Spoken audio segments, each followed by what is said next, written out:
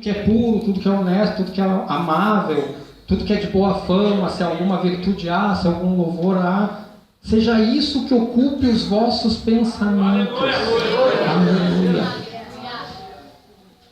Isso deve ocupar os nossos pensamentos, porque quando eu começo a ocupar o meu pensamento com as coisas de Deus, eu começo a me esvaziar de mim mesmo. E a Bíblia nos diz que nós devemos fazer justamente isso. Nós devemos morrer para nós mesmos. Então, eu antes falava muito sobre isso. Quando eu conversava com algumas pessoas, eu dizia, contava um pouco da minha história e dizia, olha, eu vivia assim. Quando a gente conhece Jesus, olha, eu tinha esse tipo de vida. O tipo de vida antes de Jesus. Né? É que nem o calendário, antes de Cristo e depois de Cristo. Antes de Cristo eu vivia dessa maneira aqui, eu fazia isso, eu tomava tal atitude, eu vivia assim, eu vivia assado. Tá, e depois de Cristo?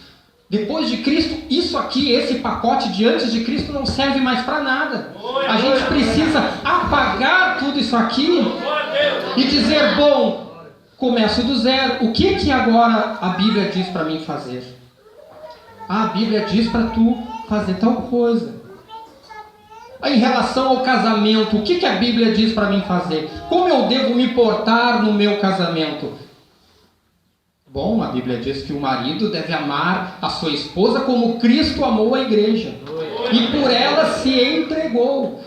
Ou seja, eu preciso morrer pela minha esposa. E infelizmente é para nós. E as esposas? A Bíblia diz, esposas, sejam submissas a vossos maridos.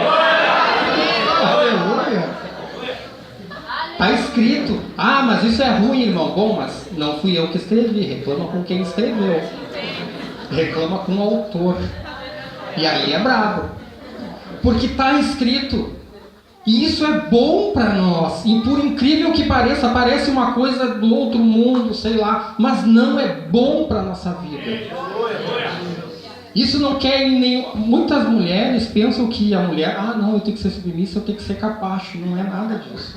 Porque na realidade, quando a mulher cumpre o seu papel no casamento e o marido cumpre o seu, a vida é maravilhosa. Porque se a mulher precisa se submeter ao marido, o marido precisa morrer para a mulher. Então dá na mesma coisa. E é lindo. Aleluia. A Bíblia instrui sobre tudo. Para os pais não irritar os filhos. Esses dias a minha filha me mostrou lá. Pais, me deu um cartão de Dia dos Pais. Pais, não irritem vossos filhos. Que baita cartão. Não, mas tinha outras coisas depois, né? Mas esse marcou. Mas é assim, né? A Bíblia está dizendo. Aí eu vou contestar ela, não. A Bíblia que está dizendo, né? O que eu vou fazer? A Bíblia fala disso. Mas fala para os filhos. Filhos, obedeçam vossos pais. A Bíblia nos instrui a tudo, queridos. Todo o nosso viver. Então foi o que eu disse. Aquele pacote que tinha antes de Cristo, não vale mais para nada. Então vamos reescrever essa história. E vamos ver o que a Bíblia diz de hoje em diante para mim fazer. E se eu quero viver bem, se eu quero viver com Cristo, se eu quero realmente uma vida nova para mim, então eu começo a viver dessa maneira e começo a ler e aprender o que a Bíblia diz para mim fazer. O que a Bíblia está mandando eu fazer? E neste andar com Cristo, nesse caminhar, nesse crescimento que a gente vai tendo com o Evangelho de Jesus e com aquilo que Deus está nos ensinando, a gente aos poucos e sem perceber muitas vezes vai eliminando aquelas coisas que desagradam a Deus. Porque a nossa intenção é viver bem. Porque quem não quer viver bem? Quem não quer ser feliz? Quem quer ser feliz? Amém. Glória a Deus. Ninguém quer ser infeliz. E a gente começa a aprender que aquilo que a Bíblia nos manda fazer é o que nos vai trazer felicidade. Essa que é a grande verdade. É o que nos vai trazer alegria. Muitas vezes até a gente possa não entender não compreender, não entrar na nossa cabeça, olha, não consigo entender como é que eu vou ser feliz dessa maneira. Mas no decorrer da nossa vida, da nossa caminhada, a gente vai percebendo o quanto a nossa vida começa a transformar. E o quanto o nosso entorno começa a ser transformado também. Porque muitas vezes a gente pensa que eu estou mudando, mas o fulano não muda nunca. Mas na realidade o nosso agir vai começar a transformar. Tinha uma frase que, até tinha umas camisetas que dizia isso, dizia, tudo muda quando você muda. E é mais ou menos assim, tudo começa a mudar ao redor da gente, as coisas começam a ser transformadas. A minha esposa dizia em seguida que a gente se converteu, ela dizia, parece mágica, as coisas vão... Mas não é mágica, é a operação do Espírito Santo, é milagre mesmo, aleluia. As coisas começam a acontecer de maneira diferente, e é isso que Deus quer para nós na realidade, é isso que Deus anseia para cada um de nós, porque Deus não se agrada nem um pouco de ver a gente triste, a gente chorando, a gente com problemas. Na realidade, problemas a gente sempre vai ter. Mas a Bíblia também fala sobre isso. A Bíblia diz que não é para a gente andar ansioso com coisa alguma. A Bíblia diz que é para a gente entregar todas as nossas preocupações e angústias nas mãos do Senhor em oração. Quando a gente faz isso também, porque se eu consigo largar na mão do Senhor as minhas angústias, as minhas preocupações, eu vou descansar, porque se a minha preocupação é financeira, Deus é o Deus do ouro e da prata, então Ele vai dar um jeito. Se a minha preocupação é emocional, sei lá, também eu vou ter com quem conversar, eu vou ter com quem me abrir, é aquele que entende porque ele sabe todas as coisas. O Espírito Santo nos consola. Então, essa prática de vivência com Deus e com o Evangelho e com os irmãos também, vai nos moldando e nos forjando. E essas coisas que eu tinha dito, que como eu vou viver longe do pecado, começa a ficar mais distante. Nós aprendemos nessa igreja um tempo atrás, mas talvez tenha gente que não tenha visto, e eu vou exemplificar. Vamos dizer que este púlpito é Deus, e esta porta é o mundo ou o inferno. Quanto mais eu me afasto de Deus, mais eu me aproximo do inferno. E quanto mais eu me aproximo de Deus, mais eu me afasto das coisas do mundo. Então essa é a nossa dinâmica, esse é nosso andar. Nós temos que cada vez mais nos aproximar a Deus. A palavra diz, achegai-vos a Deus e Ele chegará a vós. Então, como é que eu posso viver sem pecado? Simples. A palavra nos instrui, nos enchendo de Deus. Porque eu preciso, para me encher de Deus, eu sou obrigado a me esvaziar, porque na realidade nós somos como copos, e eu não tenho como colocar mais nada dentro se estiver cheio de mim mesmo. Mas se eu me esvaziar de mim mesmo e me encher de Deus, o que vai ter dentro de mim é o Espírito Santo. A Bíblia diz que nós temos que viver em novidade de vida, a Bíblia diz. A Bíblia diz que assim como Cristo morreu, nós também, em semelhança dele, morremos no batismo. E assim como Cristo foi ressuscitado, nós também temos que viver em novidade de vida. Nós também devemos viver em novidade de vida. Mas essa novidade de vida para nós, ou para alguns de nós, muitas vezes a gente não consegue. Quantos de nós que andamos já com Cristo, que já tivemos uma vivência com Jesus, que já tivemos experiências com o Espírito Santo, que já sentimos a presença do Espírito Santo na nossa vida, que é a coisa mais maravilhosa que tem, sentir o Espírito Santo queimar dentro da gente, seja na hora do louvor, seja na hora da oração, sentir aquela presença de Deus na gente. Quantos de nós já assim, e por um motivo, por outro, por alguma coisa que a gente viu, ou que a gente ouviu, ou que seja lá o que for, ou por um problema que a gente passou, nós começamos a nos afastar um pouquinho de Deus. E aí nós nos afastamos um pouquinho, e aí aquilo começa a ficar mais natural, e a gente vai se afastando de Deus e se aproximando do mundo. E à medida em que nós nos aproximamos do mundo, o mundo não fica mais tão escandaloso assim.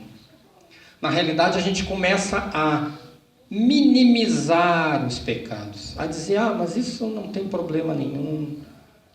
Mas a Bíblia diz isso em tal versículo, que eu posso.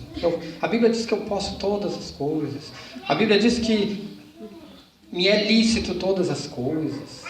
Mas ela diz outras coisas depois. Ela diz, nem todas me convêm. Mas eu não posso me deixar dominar por nenhuma delas, a Bíblia diz. Mas aí eu isolo esse versículo porque ele não é bom para mim. E fico aqui. E isso vai, a Bíblia diz isso, me causando morte. Me causando morte. Porque quando o meu espírito está longe de Deus, a minha carne prevalece. A Bíblia diz que a carne milita contra o espírito e o espírito milita contra a carne. Quando eu estou longe de Deus, quem está vencendo é a carne. E quando a carne vence, eu estou morto. Eu estou morrendo. E não é morrendo na carne, porque a carne, a Bíblia diz que já está morta. Eu estou morrendo espiritualmente. E esse vazio que está em mim, porque eu não tenho mais o preenchimento de Deus em mim, eu não estou mais preenchido com Deus, o meu aproximar com o mundo vai me enchendo de mundo. E este encher de mundo cada vez mais me distancia de Deus, porque muitas vezes nós sabemos o que é bom para nós, mas nós não conseguimos voltar para onde nós estávamos. E esse voltar para onde nós estávamos, que ontem era uma distância assim, parece que cada dia aumenta mais a nossa distância. E a gente quer se chegar a Deus, mas parece que a gente não tem força para se chegar. Porque na realidade, muitas vezes nós estamos cheios de nós mesmos. Muitas pessoas, e eu tenho visto isso muito, e esses dias eu escutava até uma palavra sobre isso, a respeito das pessoas sem igreja, como a gente costuma dizer. A Bíblia é clara, a Bíblia manda a gente congregar.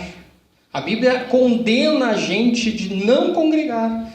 Ela diz, não façam como alguns fazem, de se afastar da congregação. Ela diz que não é para fazer isso, que a gente precisa estar junto.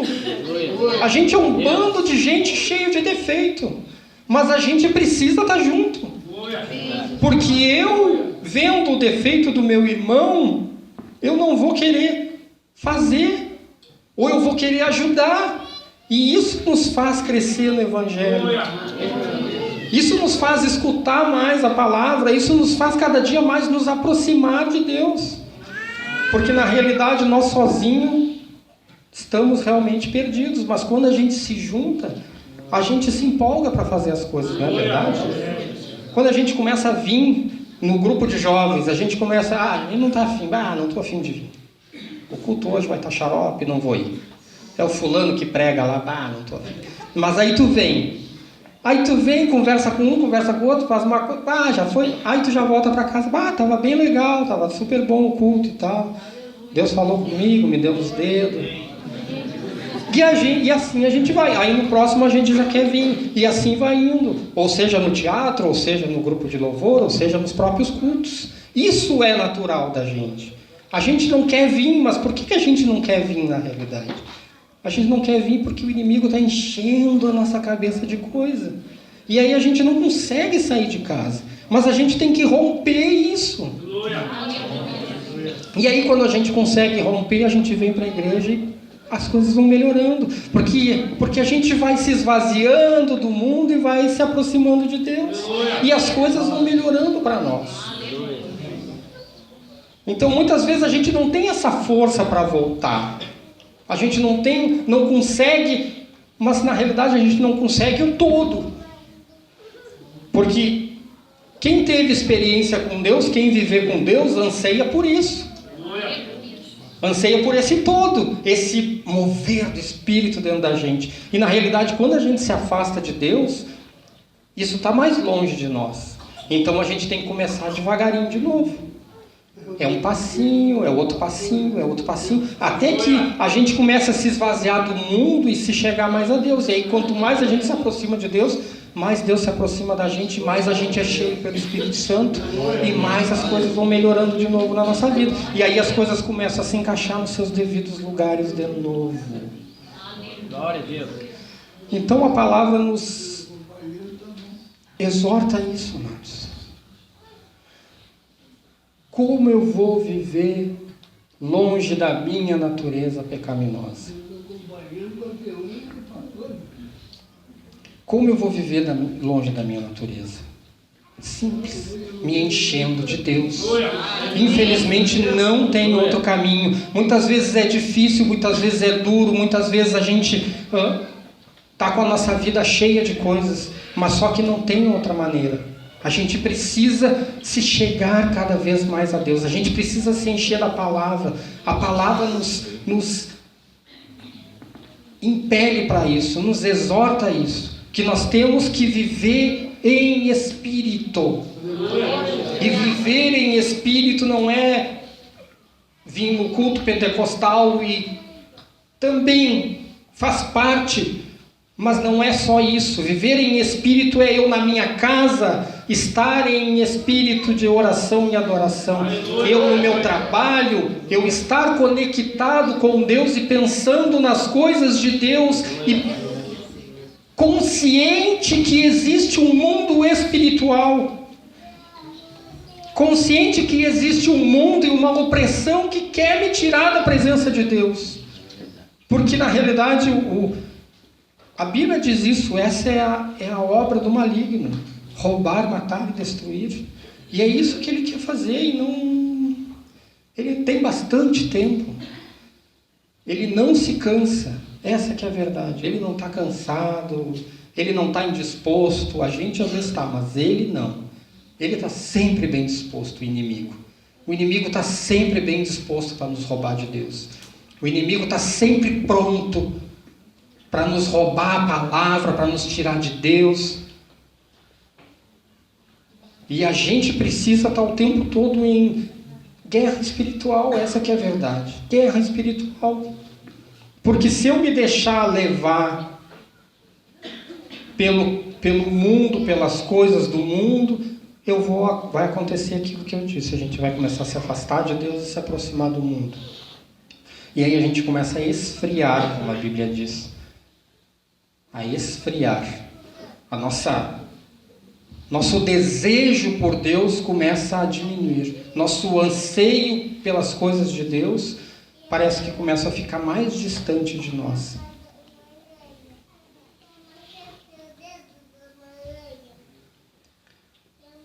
A Bíblia diz que Deus nos ama muito. Muito. E a Bíblia diz que nada pode nos separar do amor de Deus. Então eu queria ler com os irmãos um versículo que é Romanos também. Eu tinha um monte de versículo para ler, mas não li nada. Aleluia. Aleluia. É no capítulo 8 também. É segmento desse versículo e é lindo demais. demais, no capítulo 8, no 31. Também é bem longo, irmãos. Aleluia, glória a Deus. Diz assim a palavra do Senhor: que diremos, pois, à vista dessas coisas? Se Deus é por nós, quem será contra nós? Glória a Deus. Aquele que não poupou o seu próprio filho, antes por todos nós o entregou, porventura não nos dará graciosamente com ele todas as coisas? Quem intentará acusação contra os eleitos de Deus? É Deus que nos justifica. Glória a Deus. Quem nos condenará? É Cristo Jesus, que morreu, ou antes, quem ressuscitou, ao qual está à direita de Deus e também intercede por nós. Quem nos separará do amor de Cristo? Será a tribulação, será a angústia, a perseguição, a fome, a nudez, perigo ou espada? Como está escrito: por amor de ti somos entregues à morte o dia todo. Fomos considerados como ovelhas para o matadouro. Em todas essas coisas, porém, somos mais que vencedores por aqueles que nos amou. Porque estou bem certo de que nem a morte, nem a vida, nem os anjos, nem os principados, nem as coisas do presente, nem as do porvir, nem os poderes, nem a altura, nem a profundidade, nem qualquer outra coisa poderá nos separar do amor de Deus que está em Cristo Jesus, o nosso Senhor. Aleluia. Amados, isso é convicção nossa. Nada pode nos separar do amor de Deus. Deus, ainda que eu esteja lá, longe dele, Ele vai continuar nos amando mais e mais. Muito. Nada disso pode nos separar do amor de Deus. Nada disso pode nos separar do amor de Deus. Deus vai continuar nos amando. Mas nós, eu, você, cada um de vocês, nós amamos a Deus? O quanto nós amamos a Deus? Qual é o tamanho do nosso amor a Deus? Qual é a profundidade do nosso amor a Deus? É claro que ela não chega nem perto disso aqui que Deus falou. O nosso amor por Deus não chega nem perto do amor dele por nós. Mas qual a distância que nós estamos de Deus? Em que etapa desta escala aqui de distanciamento de Deus nós estamos? E em que etapa nós queremos estar? Qual dessas etapas nós ansiamos estar? Nós ansiamos estar lá ou nós ansiamos estar aqui ao ladinho de Deus? Qual lugar nós queremos para a nossa vida? Porque nós sabemos, quando nós começamos a conhecer a palavra, nós sabemos, lá é tristeza e aqui é alegria. Tem problema? Tem. Tem dificuldade? Tem. Às vezes a gente está desempregado, às vezes está. Às vezes a gente está com problema em casa, às vezes está. Mas que o problema em casa aqui é uma coisa, o problema em casa lá é outra coisa. O problema em casa lá não tem socorro para nós. Agora, quando eu estou com um problema na minha casa e estou aqui do ladinho de Deus, o problema tem outra dimensão. O problema tem outra dimensão. Quando eu estou desempregado lá, é terrível. Quando eu estou desempregado aqui, não é muito bom, mas tem promessa para nós. Aleluia. Tem promessa. Deus disse que não deixaria faltar o pão ao justo. E Ele promete e Ele cumpre. Eu já vivi isso. Deus cumpre. Deus cumpre, amados. Eu já falei diversas vezes, mas tem gente que não ouviu. Eu já fui parado na rua e a pessoa estava passando por mim de carroça, parou. Deus mandou te dar teu dinheiro. E eu disse... Eu conhecia o irmão, claro, mas da onde Deus mandou te dar? Já recebemos ajuda da igreja na nossa casa também? Já recebemos. A gente tem nossos momentos de dificuldade, mas tem nossos momentos de bênção. Esses momentos são diferentes. Aqui esses momentos são diferentes. Pertinho de Deus, na casa de Deus, junto com os irmãos, os nossos problemas têm uma dimensão completamente diferente, queridos. Completamente diferente. Porque nós temos a quem recorrer, nós temos um ombro amigo para chorar, nós temos com quem conversar, nós podemos ser ajudados. E no mundo você sabe que não é assim. Porque no mundo você sabe que o que tem lá é interesse. A gente, quando entra para a igreja e quando conhece a Cristo, a gente se assusta. Porque a gente diz, essas pessoas estão me ajudando por nada. Ela nem me conhece, está me abraçando. Né? É muito doido. Deus é tremendo, queridos. Deus é maravilhoso mesmo. E tem coisa melhor que servir a Deus, que estar na casa de Deus com os irmãos, que estar em comunhão com a igreja. A palavra diz que nada pode nos separar desse amor de Deus. Nada, queridos. O cuidado de Deus, quando nós estamos lá, Deus está nos amando, mas Ele não consegue nos cuidar muito bem. Para Ele não consegue chegar lá. Quando nós estamos aqui, Ele está cuidando direitinho de nós.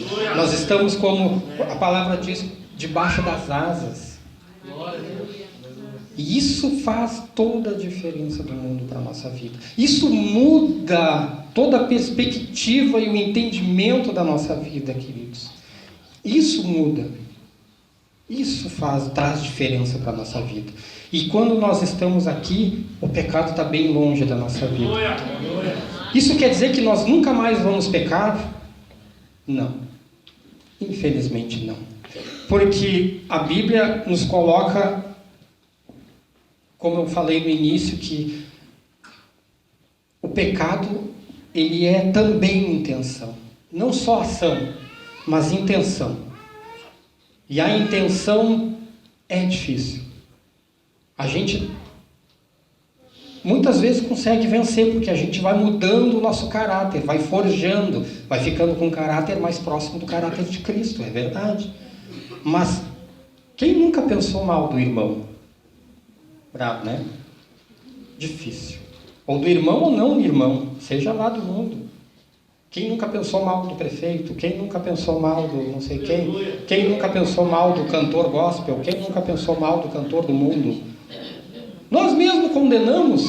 Nós olhamos sei lá para quem lá, vamos pensar vou falar das antigas porque é do meu tempo, né? Da Madonna. Nós julgamos. Olha lá, ó.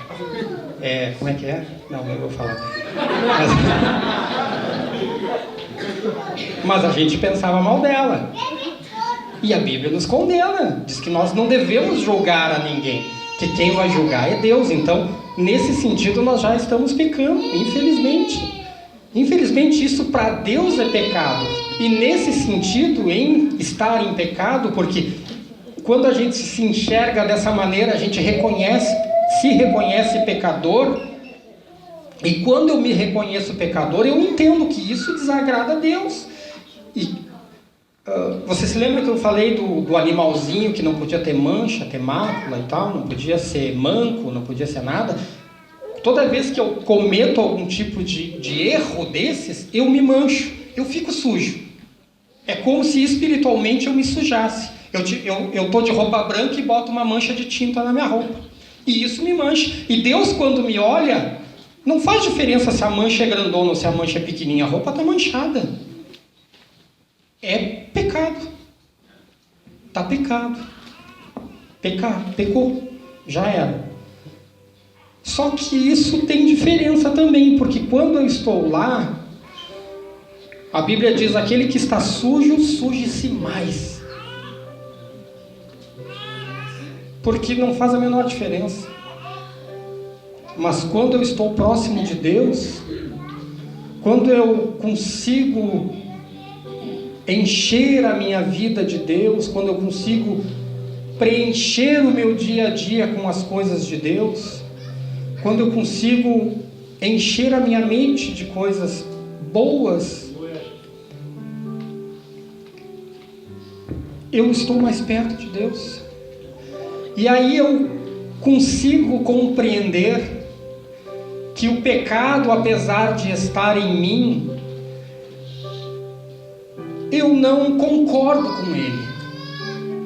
Eu não gosto dele. Eu não aprovo a minha natureza pecaminosa. Eu cometo erros, mas eu abomino em mim esses erros. Eu discordo de mim mesmo quando eu percebo que eu errei e desagradei a Deus. E ao me enxergar pecador, ao me enxergar errante, eu digo para o Senhor: Senhor, me perdoa. Me perdoa porque eu sou pecador, Senhor. A Bíblia diz que aquilo que eu queria fazer eu não faço, mas o que eu não quero fazer, isso eu já fiz. Paulo disse isso. Paulo disse exatamente isso. O que eu queria, o que eu desejo fazer, isso eu não consigo. Mas o que eu não quero, o que eu abomino, isso eu já fiz.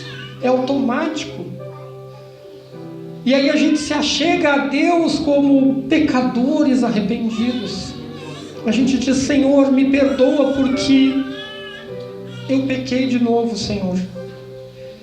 E essa minha condição de pecador, eu sei que te desagrada. E eu sei que te entristece, Senhor. E eu não quero mais ser assim, Pai.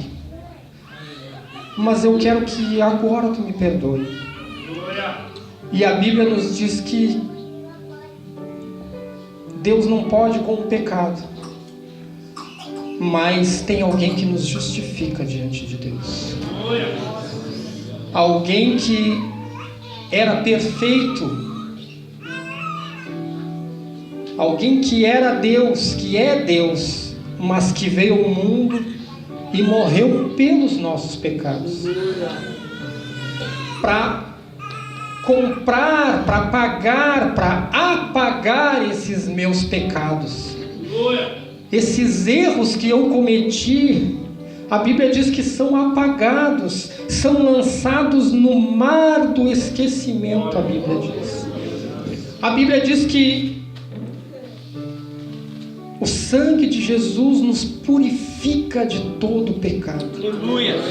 Glória a Deus. Porque quando eu estou lá, o meu pecado é só mais um pecado. Mas quando eu estou próximo de Deus, eu tenho essa possibilidade do meu pecado ser justificado, do meu erro diante de Deus ser apagado, ser passado uma borracha em cima e dizer: tudo bem, eu conheço a tua natureza, mas eu também conheço o teu coração. E essa possibilidade, amados, nos dá a possibilidade de nós ficarmos aqui juntinhos de Deus. Porque apesar dele não poder conviver com o pecado, a justificação que Jesus traz sobre a minha vida me purifica desse pecado e me torna limpo diante de Deus e perfeito como aquele cordeirinho sem mancha e sem mácula. E eu, assim, errante, mas justificado por Cristo Jesus, eu tenho acesso a Deus e eu posso me chegar a Deus, e eu posso descansar em Deus, e eu posso desfrutar de Deus. E isso nos traz o que a Bíblia chama de paz, e que o mundo não consegue compreender, porque muitas vezes nós cristãos estamos por aqui de problemas, mas estamos em paz. E essa paz é o que a Bíblia diz que é a paz que excede todo entendimento. A gente não consegue entender, mas a gente está em paz, porque a gente sabe que tem um Deus A gente sabe que tem Jesus que nos justifica, a gente sabe que tem Jesus que nos salvou, a gente sabe que o nosso nome está escrito no livro da vida, a gente sabe que as tribulações de hoje não se comparam à glória do porvir. A gente sabe exatamente para onde vai. A gente não tem a menor dúvida que se a gente morrer hoje, agora, a gente sabe para onde vai. E essa certeza no coração nos dá paz.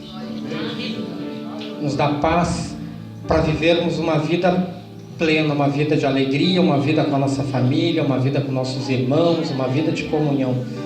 E isso não tem preço. Isso não tem preço. Não tem prazer do mundo que pague, não tem pecado do mundo que pague. Isso é a melhor coisa para a nossa vida. Amém? Amém? Louvado seja o nome do nosso Deus. Cadê o irmão sumiu? Ah, tá ali. Eu que não tô